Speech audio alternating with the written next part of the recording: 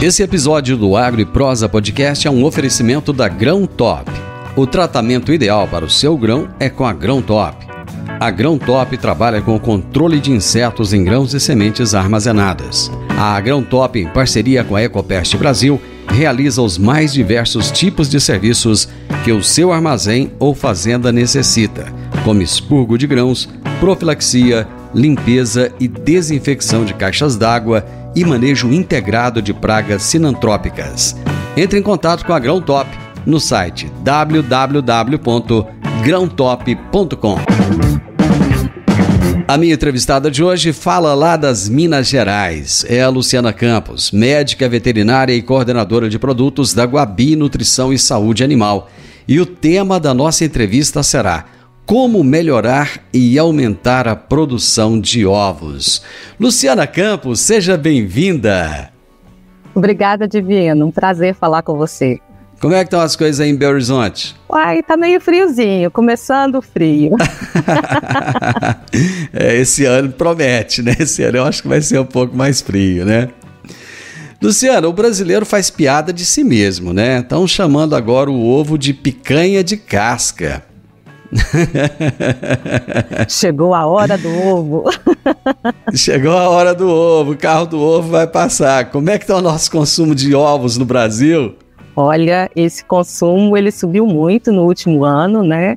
Depois que quebrou essa de que o ovo fazia mal, aquele estigma que tinha, né? No último ano chegou do colesterol, né? Exato. No último ano chegou um bom consumo, 253 per capita no ano, foi muito bom. 200? Ixi, dá quase um ovo por dia, ué. Exato, quase um ovo por pessoa por dia. O problema, sabe o que é? Que tem gente que come 12 ovos por dia, aí tira...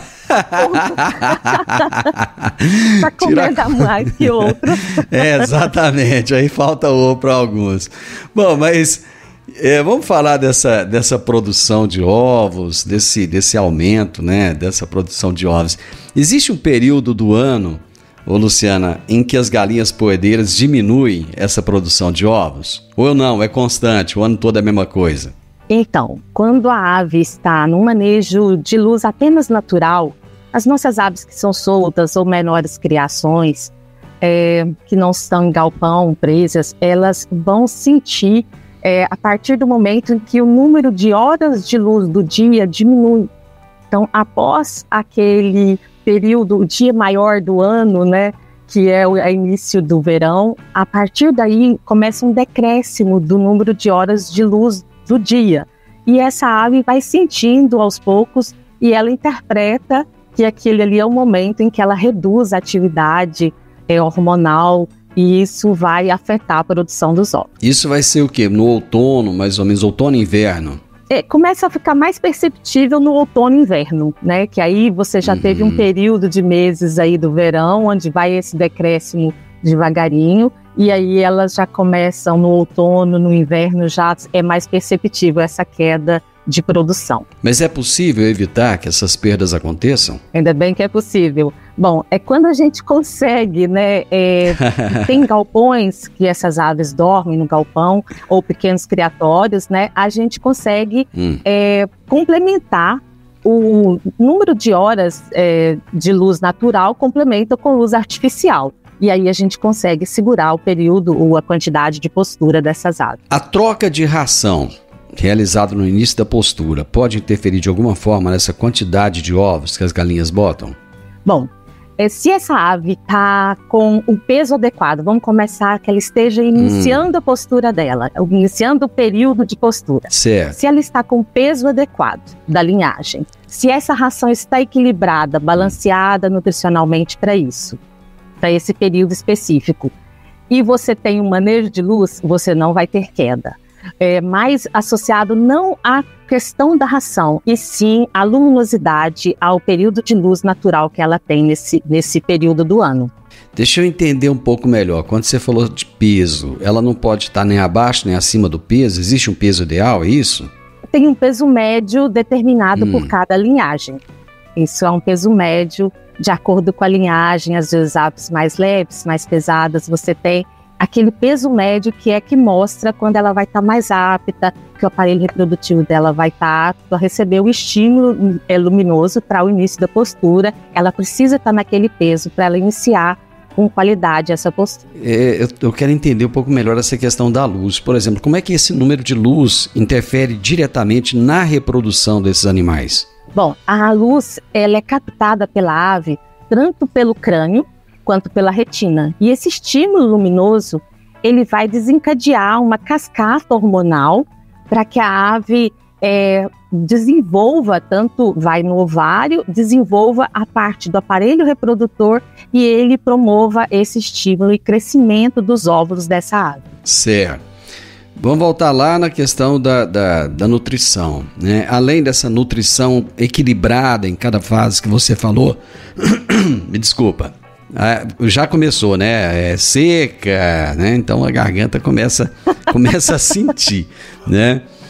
Um copinho de água. Vamos tomar um copinho de água aqui para ajudar a garganta, né? Então, voltando na questão da nutrição. Além dessa nutrição equilibrada em cada fase, o que é necessário fazer para que essa produção de ovos não caia? Bom, a partir do início da postura, você precisa de um estímulo de luz que seja crescente ou constante. Ele não pode decrescer. Não pode haver um menor número de horas de luz ao dia para essa ave. Então, você fazendo o manejo de luz, você consegue, é um dos pontos. Também mantendo para essa ave um conforto, que ela esteja no ambiente sem estresse, que ela esteja no ambiente proporcionalmente em tamanho adequado, que não tenha muitas aves adensadas ali, que o número de ninhos delas estejam adequados ao número de aves que você tenha comedouros, bebedouros, enfim, são vários pontos que a gente pode observar e que ajudam, mas um dos pontos principais é o estresse e, nesse período específico, a questão do número de horas de luz do dia. Qual é o espaço ideal para uma ave dessa? Existe um tamanho de espaço que seja mais apropriado? Sim, se você tem um galpão, e vamos falar um pouco do manejo do sistema caipira.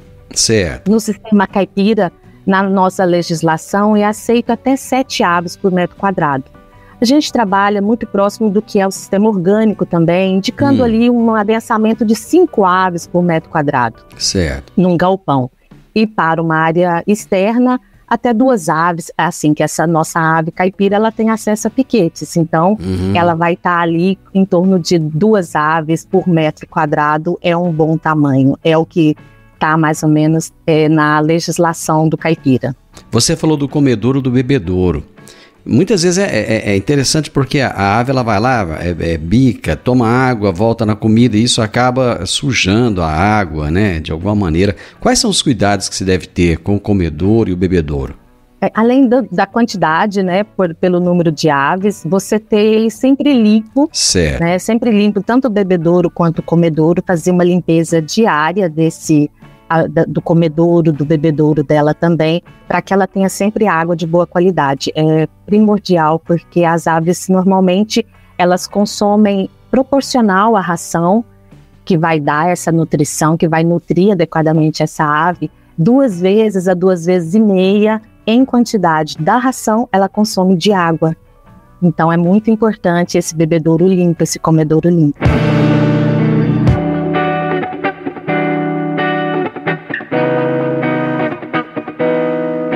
É necessário ter um piso específico para que ela possa pisar, para que traga mais conforto, ou não? Qualquer piso que tiver lá, para ela tá ótimo. Não, se ela estivesse na natureza, ela estaria pisando num ambiente um pouco mais macio e variado, né? Mas quando a gente traz essa ave para um galpão, para um criatório, você precisa proporcionar uma cama que tenha que ter...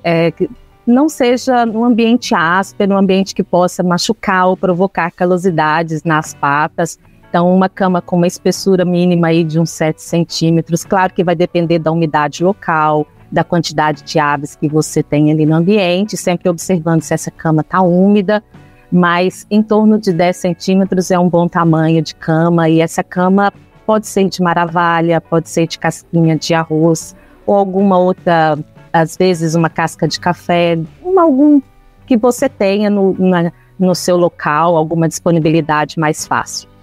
Existem hoje muitos criatórios de galinha caipira ainda no Brasil? Existe cada dia mais. Pessoal, é mesmo? É mesmo. As pessoas estão assim muito ligadas nesse ovo, né? Que é de um sistema mais natural, uma criação que vai estar livre de antibióticos. Então, isso tem sido algo que tem caído no senso das pessoas, as pessoas procurando cada vez mais saúde. Isso daí acaba proporcionando às pessoas oportunidade de criação. E que tem sido crescente. Mas com esses criatórios cada vez mais crescentes, um momento como esse agora, da gripe aviária, não fica preocupante, não? Porque o controle, muitas vezes, ele não é tão grande como numa criação comercial. Sim, isso é uma verdade. É preocupante para todos nós, desde que a gente que tem aves em quintal até que você tenha criatórios. Tanto que já tem uma normativa para que você feche essas aves no galpão e tele, isolando da entrada de pássaros, para que isso possa proporcionar aí um mínimo de biosseguridade, além de também, quando você for manusear ou entrar no galpão, você está sempre lavando as mãos, você colocar uma cal na entrada desse criatório, não permitir visita das pessoas. Então, mas isso tem sido orientações que têm sido levadas aos produtores para que garantam um mínimo de biosseguridade, sim. Eu acho muito difícil acontecer isso num sítio, por exemplo, onde a pessoa tem lá 50 aves, né? Se ele tem, lógico, se ele tem um criatório ali e tal, uma coisa que ele vive daquilo, eu acho que até ele tem esses cuidados mais rigorosos. Mas assim, para quem tem ali uma criaçãozinha e tal, eu acho meio complicado, viu? Essa ave vai estar mais sujeita, sim. Isso é uma segurança da pessoa, inclusive não manipular. Quando vê uma ave morta, não pegar nessa ave, a gente vai estar sujeito a isso. Em casa mesmo, a gente também é produtor e as nossas aves são soltas. A gente está tentando fazer um galpão meio rápido e ter lá esse galpão de fora a fora para trazer pelo menos as aves para dormir e caso aconteça alguma coisa por perto, a gente fechar essas aves.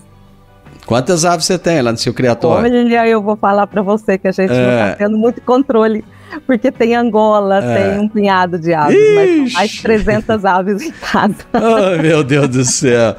Bom, já que você tem esse tanto de aves, deixa eu fazer uma outra pergunta aqui em relação à luz. A luz artificial, ela tem o mesmo efeito que a luz natural para as aves ou não?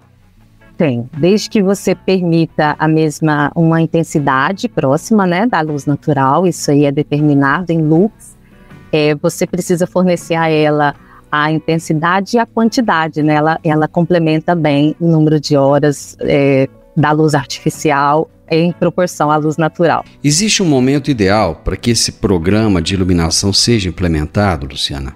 Sim, assim que começa essa observação desse decréscimo de horas de luz do dia. Como eu comentei, quando a ave inicia a postura, a partir do momento que ela está em postura, não pode haver uma diminuição do número de horas de luz do dia, sob pena de ela diminuir a produção de ovos.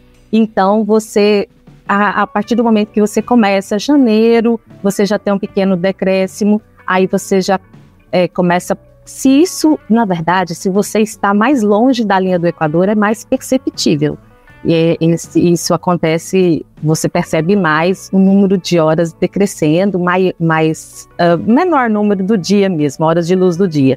E aí você já, a partir de janeiro, fevereiro, já é indicado estar colocando o manejo de luz para essas aves, para não permitir aí que haja um decréscimo ao longo desse período maior. Isso vai de janeiro até quando, mais ou menos? Janeiro até junho, e junho começa aí, você tem o menor dia do ano, né, que é o solstício de inverno, e a partir daí você começa a ter um período mais crescente, mas ainda menor horas de luz do que, vamos dizer, no verão, que estava, vamos colocar, com 13 horas e meia de luz do dia. Você tem ali 10 horas e meia, dependendo do local que você está. Voltando lá no início da nossa prosa, você falou que está mais frio aí em Belo Horizonte, aí em Minas Gerais, né? A temperatura, ela interfere também? Porque quando as aves são pequenininhas, né, são os pintinhos, aí você tem que colocar não só a iluminação, mas tem que colocar uma temperatura controlada ali, né, mais calor. No caso dessas aves adultas, existe a mesma preocupação ou não? Bom, a ave adulta, ela tem um conforto, uma área de conforto térmico um pouco mais ampla e menor do que um pintinho. O pintinho, os primeiros dias de vida, ele não consegue regular a própria temperatura e ele tem essa exigência, né, de um aquecimento, para que uma fonte de aquecimento externo, para que ele consiga regular ao longo do período de crescimento, ele vai conseguindo estabelecer essa regulação de temperatura. Na ave adulta, ela tem uma zona de conforto térmico um pouco mais de 14, 17 graus até 22 graus, ela tem um bom suporte. Em áreas muito quentes, o que é muito comum na maior parte do nosso Brasil, você observa mais um estresse térmico por altas temperaturas. Mas por baixas temperaturas, às vezes nós temos noites muito frias, e se você não tem um galpão que você fecha a cortina e promova ali um ambiente que às vezes vai ter uma ventilação, isso pode sim, se você tiver uma área muito fria, você pode sim afetar a produção dessa ave. Ela vai gastar energia tanto para perder temperatura quando em altas temperaturas, quanto ela vai gastar energia para se aquecer quando em baixas temperaturas. Luciana, aqui a gente fala para todo mundo, são pessoas do agro, são pessoas que se interessam pelo agro, são pessoas curiosas do agro, são pessoas que criticam o agro, todo mundo tá ligado com a gente aqui, né? E hoje fala-se muito do bem-estar animal, que é algo muito bom, né? Maravilhoso o bem-estar animal, mas tem pessoas que acham que as galinhas sofrem para botar os ovos e que o ser humano causa mais sofrimento ainda quando vai lá e rouba esses ovos das galinhas. É o sofrimento isso? É um jeito de causar um mal-estar animal? Não, isso é natural da ave, a reprodução dela, esse estímulo. Isso a gente não causa dor, a postura dela é algo natural nela, ela está preparada para isso. A gente precisa cuidar do bem-estar, promover um lugar, um ambiente confortável, dar comida, dar alimentação, fornecer água, cuidar para não ter um ambiente que vai promover um dano físico nela. Esse tipo, a gente não promove dor retirando os ovos da ave. Eu já sabia disso, mas como tem muita gente que não sabe, né? Então eu acho que é importante perguntar. E você falou que estão aumentando cada vez mais os criatórios de aves soltas, né? de aves caipiras. Então estão aumentando os números de produtores, né? Os produtores de ovos no geral, eles contam com essas informações sobre a importância do período de luz adequado também na recria e também dessas questões do bem-estar? Hoje você tem informação em veículos, você tem informação na internet, você tem informação dos técnicos, mas tem pessoas que realmente às vezes está iniciando um criatório, são pequenos criadores, às vezes até mesmo esse criador de quintal ou de pequenos sítios, que ele não tem essa informação da necessidade do quão isso é importante, esse manejo de luz para as diversas fases de idade da ave.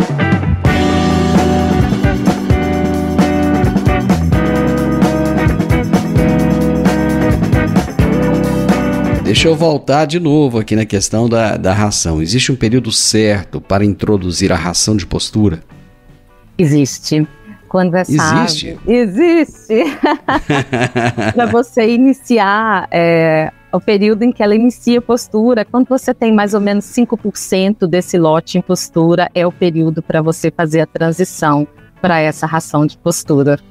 E quais são os principais componentes que devem estar presentes nessa ração de postura para que as aves possam dar o seu melhor rendimento? Bom, a gente precisa aqui, você ter minerais bem equilibrados, a proteína equilibrada, a energia também adequada para essa fase. E você tem alguns aditivos que a gente utiliza, tem aditivos naturais hoje que proporcionam saúde e melhor aproveitamento desse nutriente, desse ingrediente que você está colocando ali na ração. Que aditivos são esses? A gente usa probióticos, prebióticos para que possa promover saúde intestinal. Os minerais mesmo a gente utiliza de forma orgânica, então os microminerais são orgânicos, então tudo isso vai promover saúde intestinal e melhora para a produtividade dessa ave. Lá vou eu fazer outra pergunta polêmica de novo. Mas é importante a gente perguntar essas coisas. Tem muita gente que fala assim, porque dá um hormônio para essas galinhas, principalmente, né, os frangos aí de corte, né? O pessoal dá hormônio, isso faz mal para a saúde. Aí esses prebióticos, probióticos, tudo isso que você falou aí, isso não faz mal para a saúde humana?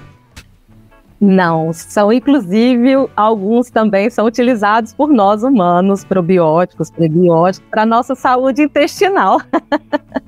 Ah, meu Deus do céu, eu não sabia. São mais ou menos a mesma linha e alguns até vêm da mesma fonte. Luciana, minha esposa, quando vai comprar ovos, ela gosta de comprar aqueles ela não gosta do da casca branca. Ela gosta daquele da casca, que cor que é aquela? Marrom? Marrom avermelhado, né? Marrom avermelhado. Rosinha, assim, azul, verde. Mas ela vai, acho que não, é mais ou menos marrom. E uma coisa que ela sempre comenta é da tal da cor da gema, né? Então, quando a gema tá muito clara, ela, esse ovo aqui, não sei o que, reclama, tá? Ela gosta daquela gema bem amarela. Como é que faz para ter uma gema mais amarelada? É possível manipular isso ou é natural? Quando você tem essa ave, dá a ela acesso a uma alimentação, onde ela tem acesso a verde, ao capim, isso já é natural. Na ave que está solta, ela já tem isso. Quando você prende essa ave, você precisa acrescentar aí os pigmentantes que são carotenoides, que vão dar essa pigmentação da gema, tornando essa gema mais amarelinha, e esses pigmentos, esses carotenoides, inclusive, fazem também muito bem a nossa saúde, da nossa visão, né? Você tem aí zeaxantina, então luteína, então são alguns carotenoides que a gente também favorece quando você fornece essa nutrição, também pigmentantes naturais. Para ninguém ficar preocupado com o nome carotenoide, tem isso na cenoura, né? Não tem na cenoura? Tem isso na cenoura, sim. A nossa vitamina A, antes ela ser vitamina A, ela é um beta-caroteno que vem na cenoura, na abóbora. Por isso que a mãe da gente falava quando a gente era criança, come cenoura que faz bem pra vista, né? E a gente não entendia isso, né? Ela tinha razão. A nutrição adequada, ela deve ser acompanhada de um bom manejo? Sempre um bom manejo. Nós falamos muito aqui de manejo, de promover uma cama, de conforto ao animal, número de bebedouros. Você também, quando está frio, você abaixa uma cortina do galpão se você tem um criatório, né? O manejo de luz, tudo isso faz parte de um manejo adequado para promover aí bem-estar e produtividade, buscando também produtividade para essas aves. Com o preço do frango tão baixo, vale a pena criar galinha em casa? Olha... E o preço do ovo também, eu acho que não tá caro, não, né? Não sei como é que tá o preço do ovo. Ele tá adequado, deve estar em torno de 1,25, depende do mercado, né? 25 por ovo, isso aí depende um pouco do mercado. Vale a pena, o pessoal gosta dessa atividade e tem conseguido valorização. Claro que alguns mais, outros menos, mas a valorização desse produto mais natural, ele tem sido algo que o consumidor tem dado valor a esse produto. Então, nós temos conseguido.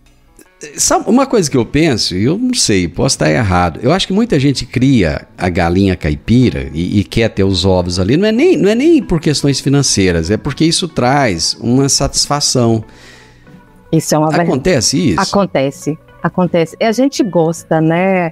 Quem foi criado ou teve uma referência, a gente gosta de alimentar essa ave e também saber aquilo que está consumindo, né? É um prazer você estar ali alimentando a ave, vendo aquela ave saudável, e você colher um ovo, ir lá e fazer um bolo, um pão de queijo. E você sabe... Isso é um prazer, sim. E você sabe que tem gente que depois pega amor nessa ave e se tiver que abater, não abate de jeito nenhum, né? Dá até nome. Diz que quando dá nome, aí pronto, aí fechou. Aí dá nome. Quando dá nome, aí apaixonou. Vira membro da família. Quanto tempo que uma ave dessa vive, normalmente? Olha, uma ave, eu já vi referência de ave sendo até de 8, 9 anos essa ave. E ela já parou de produzir, porque ela vai produzir apenas até 2 anos e pouco. mas a pessoa tomou amor e virou um membro da família ali. Muito bem, é a Giselda, né? Tem gente que dá o nome de Giselda pra galinha. É comum, Giselda é comum. Ô, Luciana, só pra gente finalizar, deixa uma dica aí pro pessoal que tá pensando em começar uma pequena criação, o que ele pode fazer para ele melhorar os resultados, principalmente na postura de ovos. Bom, além de estudar um pouco o mercado, como você falou, saber se aquele mercado, buscar onde ele vai vender, como ele vai colocar o produto que ele vai produzir, é ele ter sempre um bom manejo, um cuidado, conhecer a parte de biosseguridade, de vacinas, de manejo de vermifugação. Então, ele procurar se informar primeiramente, porque não é só você chegar, comprar as aves e colocar no seu quintal ou no seu criatório. Você tem técnicas aí, é o nosso, vamos dizer, um dos nossos sistemas de produção mais eficientes e mais evoluídos em técnicas que o Brasil dá show. Então, procurar saber um pouco como é que cria essa ave, como é que você recria, quais são as necessidades em cada etapa da criação e fornecer uma alimentação adequada, também respeitando a necessidade dessa ave em cada etapa da criação. Gostei demais da conta de conversar com você. Obrigado, viu? Opa, foi um prazer te ver. Estamos à disposição. Obrigado.